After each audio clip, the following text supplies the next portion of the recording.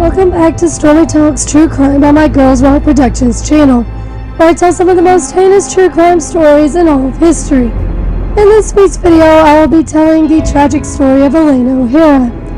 Remember to like and subscribe to my channel for more content. Parts of this story are too graphic for YouTube, but you can check out my Patreon for Stormi Talks True Crime, The Aftermath, where you can have access to the full story as well as my personal analysis as a true crime enthusiast. I will have a link to my Patreon in the description box and comments below. Now, let's get back to the story. On August 22nd, 2012, Elaine O'Hara would go missing from a public park in Dublin, Ireland. The events leading up to that evening and during the 3-year investigation that would follow would become one of the most shocking crimes in Irish history. Before we get into the crime, let's get to know the characters involved, starting with our star, Elaine O'Hara. Elaine was born March 17, 1976 in Dublin, Ireland, making her a Pisces Aries cusp, leaning more on Pisces. This aspect would make Elaine highly susceptible to the bullying she would experience while in secondary school at St. Joseph of Cluny. She was also diagnosed with many mental health issues and hospitalized multiple times from her teens for psychotic reasons. She was treated by Professor Anthony Clare, who would diagnose her with depression and borderline personality disorder.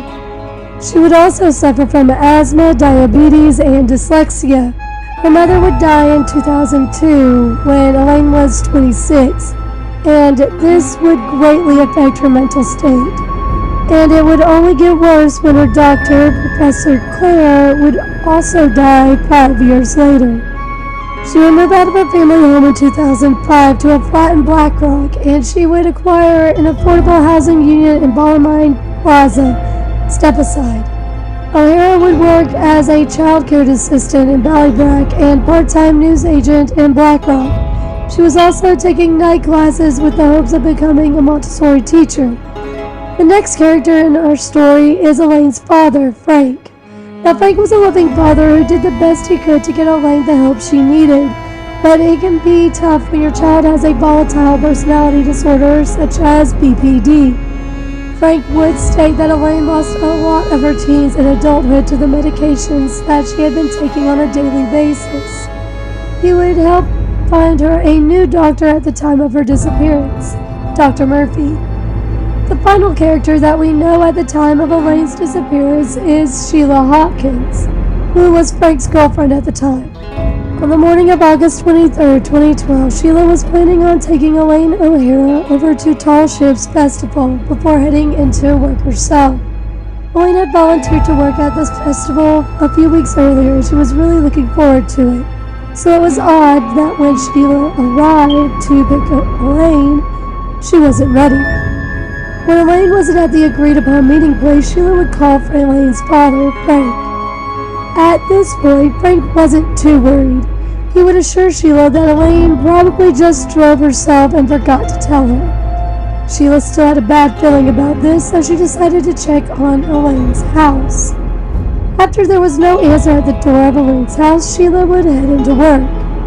The reason Frank wasn't too alarmed just yet was because he had just spent the entire previous day with Elaine when she was released from her most recent stay at St. Edmundsbury Hospital. This was a 3-week stay after suffering another bout of depression. They had gone to lunch after he picked her up, and all she could talk about was how excited she was about the Tall Ships Festival. They would also take a visit to her mother's grave, where Frank did notice Elaine was texting someone, but he didn't know who. Frank would watch as his daughter would head home at 4 p.m. to prepare for her work the next day. He didn't know it then, but that was the last time he would see Elaine alive. When no one had still heard anything from Elaine later that day, Frank began to feel a little uneasy. He would drive to Elaine's apartment and he entered into the building with the spare key. At first, nothing seemed out of place, but Frank's heart stopped when he noticed Elaine's iPhone was still there, with no sign of Elaine. He would convince himself that she just forgot it when she left the house real quick.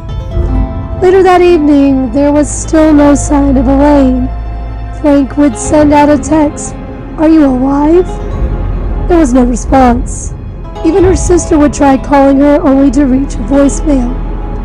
After still not hearing anything the next morning, Frank and Sheila decided to go back over to recheck Elaine's apartment. Everything still looked exactly in the same place in the apartment as it did the night before, but this time they noticed something even more troubling. Frank had missed it the night before, but not only was Elaine's iPhone still in the building, Elaine's handbag was also still there. Now there was no way Elaine would forget both her phone and her handbag. Sheila would then go through Elaine's laundry basket and found some of her more private items. Wanted to keep Elaine's privacy and save what little sanity Frank had left, she would hide the items from Frank. Seeing this would have sent him over the edge. You see, Elaine had been into the BDSM community since high school, and both Frank and Sheila knew this, but they had no clue how far this had really gone. Not knowing this vital information, Frank would call up St. Edmundsbury Hospital to see if Elaine had checked herself back in. She hadn't. The only other place they could think to look was the Shenandoah Cemetery, where Elaine's mother was buried. Elaine was known to spend a lot of time at her mother's grave, as her mother's death was still hard on her. Elaine's brother-in-law, Mark Charles, would head over to the cemetery, and that's where they would find Elaine's teal Fiat. They would get help from the roadside assistants to get inside the car.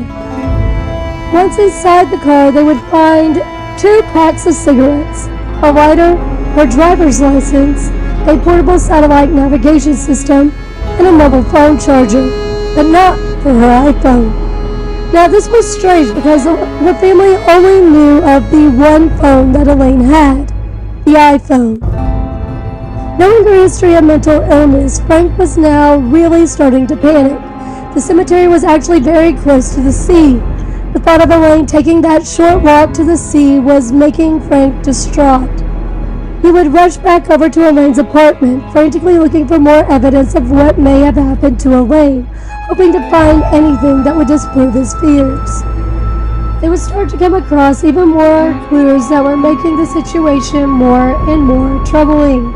Along with the iPhone and handbag, they would also find that all her life-saving medications were still in the house.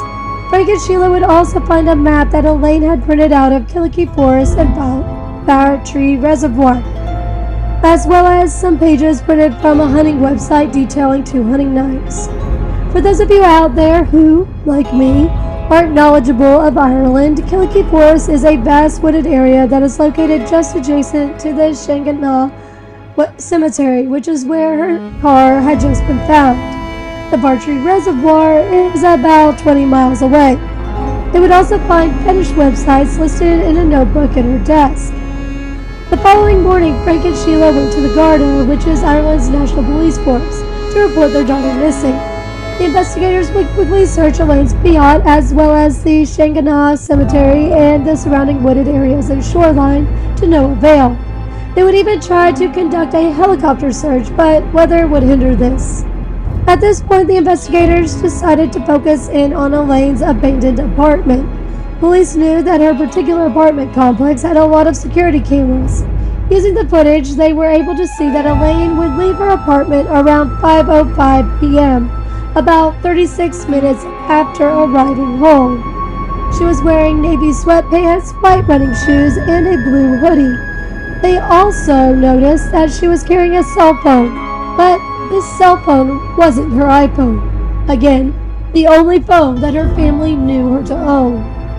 Desperate for a win, the police would head back over to the cemetery in the adjacent park. While walking through the park, they would run into a jogger, Connor Guilfoyle. When the investigators would show Guilfoyle a picture of Elaine O'Hara, he would recognize her. Guilfoyle would go on to tell the police that he was testing the Map My Run app on his phone 3 days earlier when he ran into a woman who looked nervous and preoccupied. This woman was Elaine. He was even able to tell the police the exact time and location he ran into O'Hara. It was around 5:45 p.m. Connor also mentioned that Elaine would ask for directions to a footbridge that crossed the railroad tracks to lead to the beach. When he told her he didn't know, she would just walk away. He also stated that when he saw her 30 minutes later, she was on the other side of the footbridge, so at least she made it that far. Family members and police would search the beach for hours, but never found her. At this point, everyone was assuming the worst. Her case would be filed a missing persons case, and a year later, her family would honor her memory by laying flowers next to her mother's grave in the Shanganah Cemetery. They didn't know it then, but a turn in the case was just around the corner. So, the summer of 2013 was sweltering in Ireland. What was normally a 20-foot deep reservoir, Bartree had actually been drained to almost a foot. On September 10, 2013, William Fagan, his brother, and a friend were all fishing at Sally's Bridge when they noticed something shining beneath the water's surface. They would discover that these were a bunch of BDSM items. Fagan would bring the items into the Roundwood Garda station where Officer James O'Donoghue would treat them as evidence. He would dry them out, then bag them and tag them. He knew that it was suspicious to dump these items into the reservoir. Someone was obviously trying to hide something. Over the next couple days, Officer O'Donoghue would make his way out to where Fagan said he found the items to search in the silt. He would recover another set of handcuffs, an asthma inhaler, and a set of keys. On the keychain, there would be loyalty cards for 2 grocery stores, one of which was a local store known as Dune Stores. On September 16, 2013, O'Donoghue would call up the Dune store to find out the owner of the loyalty card, and would find out that it belonged to Elaine O'Hara. At this point in time, O'Donoghue had no clue about Elaine's missing person case, and he wouldn't discover it until he would put her name in the system. And it's around this same time, 20 miles away, another grim discovery was being made. For this discovery, we need to rewind back to August 21st, 2013, just one day prior to the year anniversary of Elaine's disappearance. This day started out as a typical day for dog trainer Magali Vernet, who was taking her dogs on their normal walk through the Killikee Forest. Things would take a strange turn, however, when one of her dogs, Millie, would emerge from a dense brush with a bone in her mouth. Magali thought nothing of this, thinking it was just an animal bone. She would leave it on a stack of bricks nearby and continued on her way. Now, over the next few weeks, Millie would continue to come up from the brush with more and more bones. Finally, on September 13th, 2013, Millie didn't come out of the bushes, so Magali would head down into the bushes to find her. When she did find Millie, she also found a rib cage. At this point, she thought it was an animal. It wasn't until she saw the sweatpants and running shoes that she would run back and call the property owner, who would then call the authorities. The police would search the area and find 65% of a human skeleton. DNA and dental records would come back with a positive match for Elaine O'Hara. These remains would be identified on September 17th, 2013. Now, let's do a quick recap. Over in the reservoir, officers had fetish items, an asthma inhaler, and some keys with grocery store loyalty cards belonging to Elaine O'Hara. In Killikee Forest, a dog has uncovered Elaine O'Hara's body, and both of these areas were found on maps that Elaine had printed out and left in her apartment the night before she vanished. Over the next few days, Garda officers would fish more BDSM items out of the reservoir, including a black and red backpack with knives and 2 Nokia phones. One of these phones was the exact same phone they had seen in security footage from Elaine's apartment complex. Friends of Elaine would tell investigators that she was carrying on a BDSM relationship, but they didn't know much about the man. All she would tell them was that he was an architect and that he was married. As a testament to the indestructibility of the Nokia phones, After more than a year of being submerged in the reservoir, these phones would actually power on. Both phones would only have one contact, MSTR and SLV, which is master and slave without the vowels. And the text between these two phones would break the case wide open. Now, to hear some of the text messages that were exchanged between the two, just check out Stormi Talks True Crime, The Aftermath, on my Patreon, linked in the description box and comments below. The phone number for the master phone was cross-referenced with the contacts in Elaine's iPhone, and it matched the contact named David. Investigators would call the number, but there was no answer. It was discovered that these cell phones were what's known as burner phones. These phones were purchased at a store in Dublin under a fake name, Haroon Cashon, and they would find someone with a similar name, Gordon Chisholm, and they would bring him in for questioning, but it wouldn't take long for them to realize this wasn't their man. Text on the burner phone would indicate on March 31st, 2011, the master would have a newborn baby girl. The text would even reveal the girl's name.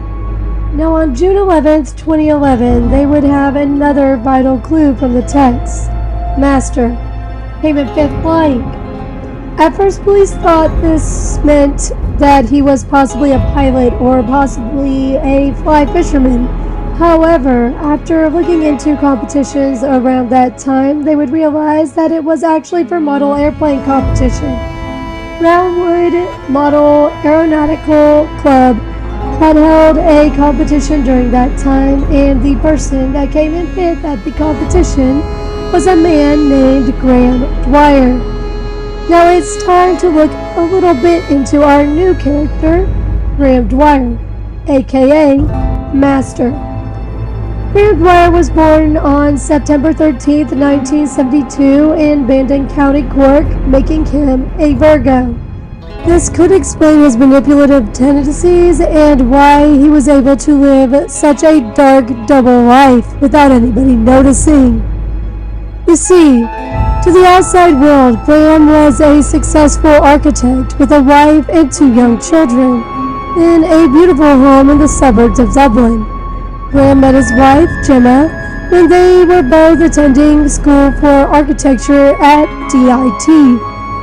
They would buy a house in Foxrock, where they would have 2 sons together. Dwyer did also have a 20-year-old son through a former relationship. He loved model planes, expensive cars, and mountain biking. To family and friends, he was just your typical suburb dad. So this is why it was such a shock to the Foxrock community when, on October 17, 2013, the Garda would show up at the Dwyer house to arrest Graham. This became one of the biggest crime stories in Ireland because Graham Dwyer was just your average guy. No one saw it coming, and the story was front page news all the way up until the trial. While in jail, Dwyer would try to convince his wife, Gemma, that he did not murder that awful woman. Gemma was not buying it, and she would leave him soon after his arrest. No matter how much he would deny the crime, the evidence was piling up against him. The text messages on the cell phones were only the beginning. Investigators had security footage from Elaine's apartment complex showing Graham going into her building at least 9 times from January to August of 2012. In the video from July 9th, they found footage of him entering the elevator at 5 p.m.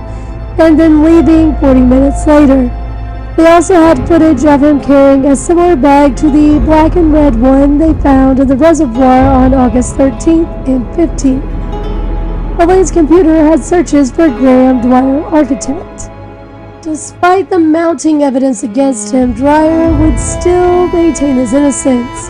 Trial would begin on January 22, 2015, and as you can imagine, the courtroom was completely packed.